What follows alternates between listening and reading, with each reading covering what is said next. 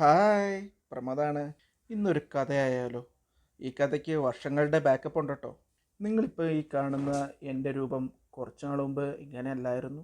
ഇച്ചിരി വണ്ണൊക്കെയുള്ള ആളായിരുന്നു കേട്ടോ. എന്ന് പറഞ്ഞ് ഇപ്പോൾ സിക്സ് പാക്ക് ആണെന്നല്ല, ഇപ്പോൾ ഒരു മാറ്റമൊക്കെ ഉണ്ട്.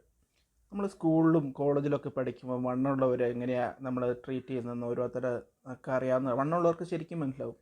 നല്ല കളിയാക്കളി നമുക്ക് കിട്ടിയിട്ടുണ്ടാവും, എനിക്കും കിട്ടിയിട്ടുണ്ട്. ഈ വണ്ണം കുറയ്ക്കാൻ പല മാർഗ്ഗങ്ങളും പല രീതിയിൽ പല നാളുകളായി ചെയ്തിട്ടുണ്ട്. പക്ഷേ എന്ത് ചെയ്യുക, എല്ലാം കംപ്ലീറ്റ് ചെയ്യാൻ പകുതി വഴിച്ച് നിന്നു പോകും. ഇതിൻ്റെ ഒരു ബുദ്ധിമുട്ട് വണ്ണൊരു മോശം കാര്യമാണെന്നല്ല, വണ്ണം ഉള്ളവർക്ക് അറിയാം. നമ്മളിപ്പോൾ ഒരു നല്ല ഡ്രസ്സ് ഇടുമ്പോൾ, അല്ലെങ്കിൽ അത് മേടിക്കാൻ പോകുമ്പോൾ, അല്ലെങ്കിൽ കുറേ പേരുള്ളിടത്ത് പോകുമ്പോൾ, സ്കൂളിലും കോളേജിലൊക്കെ പോകുമ്പം നമുക്കതിൻ്റെ ഒരു ബുദ്ധിമുട്ട് നമുക്ക് ശരിക്കും മനസ്സിലാവും. വണ്ണമുള്ളവർക്ക് ശരിക്കും ഇത് റിലേറ്റ് ചെയ്യാൻ പറ്റും കേട്ടോ.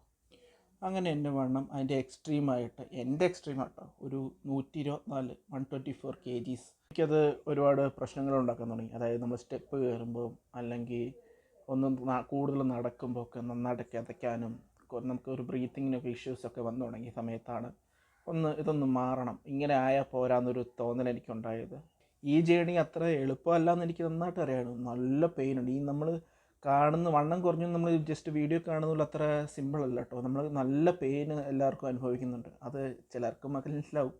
അങ്ങനെ ഞാൻ എൻ്റെ ഒരു വിജയം എന്ന് വേണേൽ എനിക്കത് നല്ലൊരു വിജയമാണ്. അതായത് 124 kg ഉണ്ടായിരുന്നു ഞാൻ.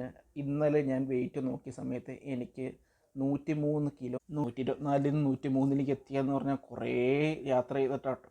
അപ്പോൾ നിങ്ങളും ഒന്ന് ശ്രമിച്ചാൽ നമുക്ക് മാറാവുന്നതേ ഉള്ളൂ. നമുക്ക് നമ്മുടെ ശരീരം നമ്മൾ കണ്ണാടി നോക്കുമ്പം നല്ല ഭംഗിയായിട്ടൊക്കെ തോന്നുക, അല്ലെങ്കിൽ നമുക്കിഷ്ടമുള്ള ഡ്രസ്സ് ഇടുക, നമുക്കിഷ്ടമുള്ള രീതിയിൽ ആരോഗ്യമായിട്ട് ജീവിക്കുക, അതൊക്കെ ഓരോരുത്തർക്കും വേണ്ടതാണ്. അപ്പോൾ എൻ്റെ തെറ്റുകളെല്ലാം മാറ്റി പുതിയ പുതിയ അറിവുകളൊക്കെ നേടി ഞാനും ഇനിയും എൻ്റെ ലക്ഷ്യത്തിലേക്ക് എത്താനുള്ള മുമ്പോട്ട് പോക്കലാണ്. അപ്പോൾ നാളെ കാണാം.